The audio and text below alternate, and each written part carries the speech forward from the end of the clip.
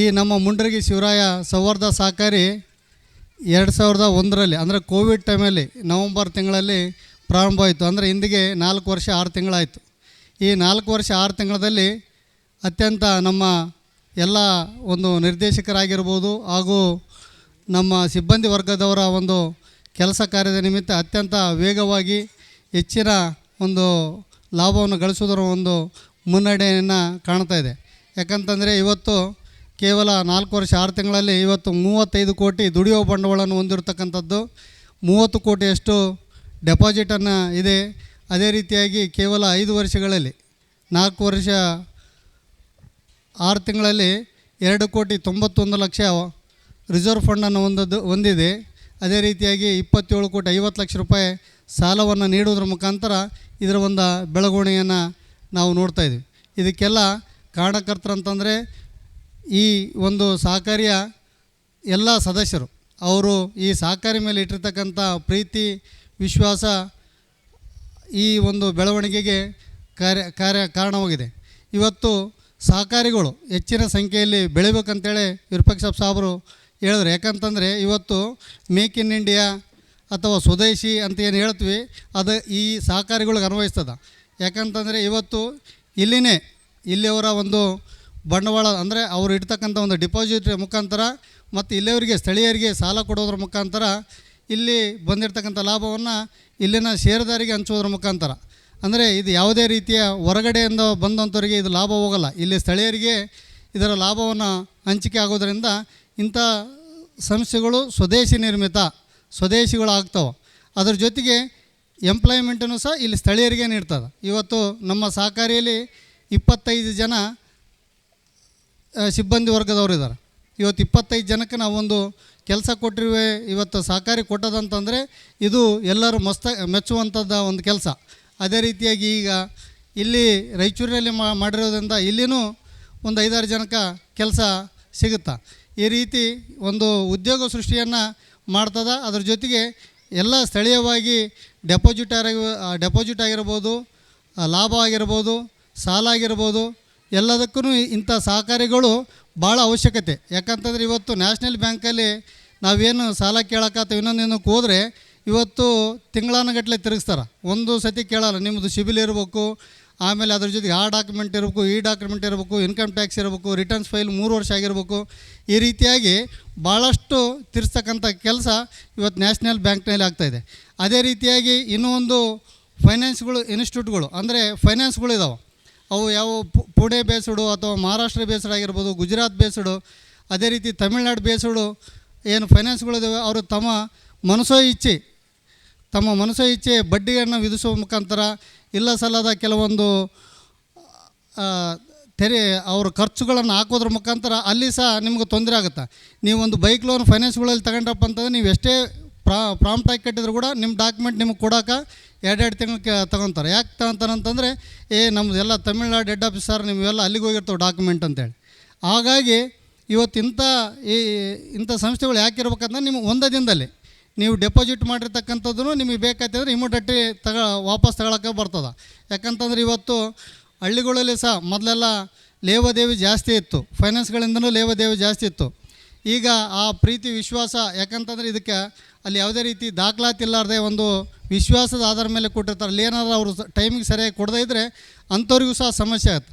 ಹಾಗಾಗಿ ಅಂಥ ಎಲ್ಲ ಜನರು ಇವತ್ತು ಇಂಥ ಸಹಕಾರಿಗಳಲ್ಲಿ ಡೆಪಾಸಿಟ್ ಮಾಡ್ತಾರೆ. ನಾವೂ ಸಹ ನಮ್ಮ ಮೇಲೆ ಇಟ್ಟಿರ್ತಕ್ಕಂಥ ಪ್ರೀತಿ ವಿಶ್ವಾಸವನ್ನು ಉಳಿಸಿಗೋಸ್ಕರ ನಾವು ಅವ್ರ ಹತ್ರ ಎಲ್ಲ ರೀತಿಯ ದಾಖಲಾತಿಗಳನ್ನು ಆದಷ್ಟು ನಾವು ಸೆಕ್ಯೂರ್ಡ್ ಲೋನ್ ಅಂದರೆ ಪ್ರಾಪರ್ಟಿ ಮೇಲೆ ಲೋನ್ ಆಗಿರ್ಬೋದು, ವೆಹಿಕಲ್ ಮೇಲೆ ಲೋನ್ ಆಗಿರ್ಬೋದು, ಬಂಗಾರದ ಮೇಲೆ ಸಾಲ ಆಗಿರ್ಬೋದು, ಈ ರೀತಿಯಾದಂಥ ಆದಷ್ಟು ಸೆಕ್ಯೂರ್ಡ್ ಲೋನನ್ನು ಕೊಡ್ತಕ್ಕಂಥ ಕೆಲಸ ನಾವು ಮಾಡ್ತಾಯಿದ್ವಿ. ಹಾಗಾಗಿ ನಮ್ಮ ಸಹಕಾರಿ ಯಾವುದೇ ರೀತಿ ತೊಂದರೆ ಇರಲಾರ್ದೇ ಇವತ್ತು ಹೊಂಟದು. ಇವತ್ತು NPA ಸಹ ಭಾಳಷ್ಟು ಕಡಿಮೆ ಇದೆ.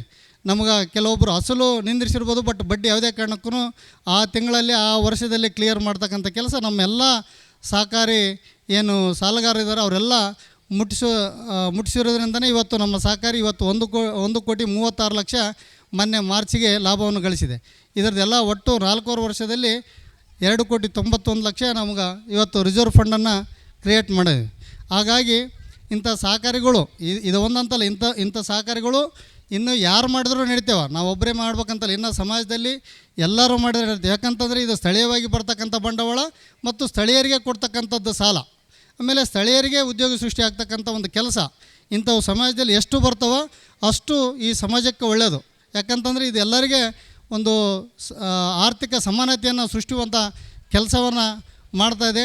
ಅದ್ರ ಜೊತೆಗೆ ವಿರೂಪಾಕ್ಷ ಸಾವರು ಮತ್ತು ಹಿಂದೆ ರಾಜಗುರು ಅವರು ಹೇಳಿದ್ರು, ಸಹಕಾರಿ ಸಂಘಗಳು ಬೇರೆ ನಿಟ್ಟಿನಲ್ಲಿ ಸಹ ಕೆಲಸ ಮಾಡ್ಬೇಕಂತ. ಈಗಾಗಲೇ ನಮ್ಮ ಮಾನವೀಯ ಒಂದು ಶಾಖೆಯಿಂದ ಕೆಳಗಡೆ ಒಂದು ಅಂದರೆ ಬ್ರಾಂಚ್ನಲ್ಲಿ ಬಿಟ್ಟು ಕೆಳಗಡೆ ಒಂದು ಹೊಸ ಕಚೇರಿಯನ್ನು ಮಾಡಿದ್ದೇವೆ. ಅದರ ಮುಖಾಂತರ ಬೇರೆ ಬೇರೆ ರೀತಿಯ ಒಂದು ಸಾಮಾಜಿಕ ಸೇವೆಗಳನ್ನು ಕೊಡ್ತಕ್ಕಂಥ ಕೆಲಸವನ್ನು ಈಗಾಗಲೇ ಮಾಡ್ತಾಯಿದ್ದೇವೆ. ಮಾನವಿಯಲ್ಲಿ ಈಗ ರೆವಿನ್ಯೂ ಡಿಪಾರ್ಟ್ಮೆಂಟಿಗೆ ಸಂಬಂಧ ಆಗಿರ್ಬೋದು, ಬೇರೆ ಡಿಪಾರ್ಟ್ಮೆಂಟಿಗೆ ಸಂಬಂಧಪಟ್ಟಂಥ ಕೆಲವೊಂದು ಕೇಂದ್ರ ಸರ್ಕಾರದ ಯೋಜನೆಗಳ ಬಗ್ಗೆ ಆಗಿರ್ಬೋದು, ರಾಜ್ಯ ಸರ್ಕಾರದ ಯೋಜನೆಗಳಾಗಿರ್ಬೋದು, ಇಂಥವ್ರನ್ನ ನಾವು ಎಲ್ಲ ತಿಳ್ಕೊಂಡು ಬಂದಂಥ ಗ್ರಾಹಕರಿಗೆ ಯಾವ್ಯಾವ ರೀತಿಯಲ್ಲಿ ನಿಮ್ಮ ಸಾಲ ಸೌಲಭ್ಯ ಅಥವಾ MSc ಈಗೇನು ಸಣ್ಣ ಉದ್ಯಮಿದಾರರಿಗೆ ಸಾಲ ಸೌಲಭ್ಯಗಳು ಸರ್ಕಾರದ ವತಿಯಿಂದ ಏನು ಸಿಗ್ತಾವೋ ಅಂಥವ್ರನ್ನ ಹೇಳ್ತಕ್ಕಂಥ ಕೆಲಸವನ್ನು ನಾವು ಈಗಾಗಲೇ ಪ್ರಾರಂಭ ಮಾಡ್ತಾಯಿದ್ದೇವೆ.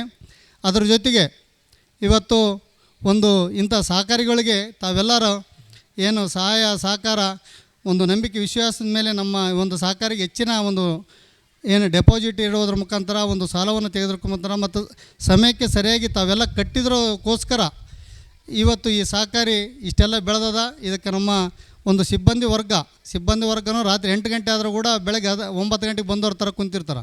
ಅಷ್ಟು ಆ್ಯಕ್ಟಿವ್ ಆಗಿ ನಮ್ಮ ಸಿಬ್ಬಂದಿ ವರ್ಗದವ್ರು ಕೆಲಸ ಮಾಡ್ತಾರೆ. ಯಾಕಂತಂದ್ರೆ ಇವತ್ತು ನಾವು ಅವ್ರನ್ನ ಅಪ್ರಿಷಿಯೇಟ್ ಮಾಡಲೇಬೇಕು. ಸ್ಪೆಷಲಿ ಅಜಯ್ ಆಗಿರ್ಬೋದು ಮತ್ತು ಉಮಾಕಾಂತ್ ಉಳಿದಂಥ ಎಲ್ಲ ಸಿಬ್ಬಂದಿ ವರ್ಗದವರು. ಹಾಗಾಗಿ ಇವತ್ತು ನಮ್ಮ ಸಹಕಾರಿ ಕಡಿಮೆ ಅವಧಿಯಲ್ಲಿ ಸಹ ಹೆಚ್ಚಿನ ಒಂದು ಲಾಭವನ್ನು ಮತ್ತು ಟರ್ನ್ ಓವರನ್ನು ಮಾಡೋದ್ರ ಮುಖಾಂತರ ಇವತ್ತು ಒಳ್ಳೆಯ ಸ್ಥಾನಕ್ಕೆ ಹೋಗಿದೆ. ಹಾಗಾಗಿ ಇವತ್ತು ಈ ಒಂದು ಸಹಕಾರಿಗೆ ರಾಯಚೂರಿನಲ್ಲಿ ಸಹ ಅದೇ ರೀತಿಯಾಗಿ ತಾವೆಲ್ಲ ಸ್ಪಂದನೆ ನೀಡಬೇಕು, ಅದೇ ರೀತಿಯ ಸಹಕಾರ ನೀಡಬೇಕು. ಸಹಕಾರ ಅಂತಂತಂದರೆ ಕೇವಲ ನನಗೊಬ್ಬರಿಗೆಲ್ಲ, ಎಲ್ಲರಿಗೆ ಸಹಕಾರ ಅಂದರೆ ಒಬ್ಬರಿಗೆ ಇನ್ನೊಬ್ಬರು ಸಹಕಾರ ಮಾಡುವುದೇ ಸಹಕಾರಿ ಉದ್ದೇಶ. ಹಾಗಾಗಿ ನಿಮ್ಮೆಲ್ಲರ ಒಂದು ಆಶೀರ್ವಾದದಿಂದ ಈ ರಾಯಚೂರಿನಲ್ಲಿ ಸಹ ಅತ್ಯಂತ ಯಶಸ್ವಿಯಾಗಿ ಈ ಒಂದು ಸಹಕಾರಿ ಬೆಳೀಲಿಕ್ಕೆ ತಾವೆಲ್ಲ ಸಹಕಾರ ಮಾಡ್ಬೇಕಂತೇಳಿ ತಮ್ಮಲ್ಲಿ ವಿನಂತಿಸ್ಕೊಳ್ತೇನೆ.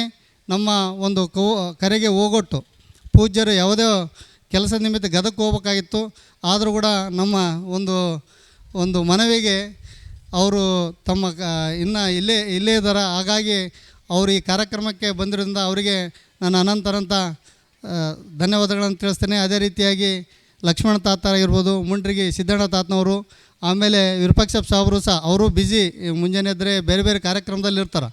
ಅವರೆಲ್ಲ ಅಷ್ಟು ಕಾರ್ಯಕ್ರಮದ ಇದ್ದರೂ ಸಹ ಇವತ್ತು ನಮಗೋಸ್ಕರ ಬಿಡುವು ಮಾಡ್ಕೊಂಬಂದ್ರೆ ದೊಡ್ಡ ಬಸವರಾಜಣ್ಣ ಇರ್ಬೋದು ಮತ್ತು ಈ ವೇದಿಕೆ ಮೇಲೆ ಇರ್ತಕ್ಕಂಥ ಎಲ್ಲರೂ ಹಾಗೂ ಈ ಒಂದು ಸಹಕಾರಿಯ ಎಲ್ಲ ಸದಸ್ಯರು ತಮ್ಮ ಎಲ್ಲ ಕೆಲಸ ಕಾರ್ಯಗಳನ್ನು ಬದಿವೆತ್ತಿ ಇವತ್ತು ಈ ಒಂದು ಸಹಕಾರಿಯ ಉದ್ಘಾಟನಾ ಸಮಾರಂಭದಲ್ಲಿ ಭಾಗವಹಿಸಿದ್ದಕ್ಕಾಗಿ ತಮ್ಮೆಲ್ಲರಿಗೆ ಮತ್ತೊಮ್ಮೆ ಅನಂತ ನಮಸ್ಕಾರಗಳನ್ನು ತಿಳಿಸುತ್ತಾ ನನಗೆ ಮಾತಾಡೋಣ ಅವಕಾಶ ಕೊಟ್ಟಂಥ ಎಲ್ಲರಿಗೂ ವಂದಿಸಿ ನನ್ನ 2 ಮಾತುಗಳನ್ನು ಮುಗಿಸ್ತೇನೆ. ಜೈ ಹಿಂದ್, ಜೈ ಸಹಕಾರ.